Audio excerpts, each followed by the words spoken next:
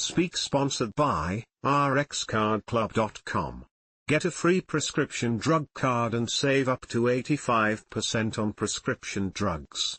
rxcardclub.com. Health officials monitor spread of measles virus in Snohomish County following outbreak. Snohomish County Health Department has declared a measles outbreak after 3 unvaccinated children tested positive for the virus earlier this week. The children were exposed to a family visiting from South Carolina, where a large measles outbreak is ongoing. 2 of the cases are linked to schools in the Mukilteo School District, which have been closed for cleaning and to coordinate next steps.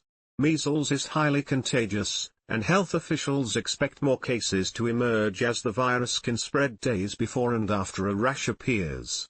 Vaccination rates in Snohomish County vary, with 92.2% of kindergarteners and 95.3% of K-12 students up to date on the measles vaccine. Health officials urge residents to check their vaccination status and get vaccinated if records are unavailable, as the vaccine is 97% effective at preventing severe illness. The community has expressed support for vaccination, with parents and grandparents emphasizing the importance of protecting not just one's own children, but the entire community. rxcardclub.com. Get a free prescription drug card and save up to 80% on prescription drugs.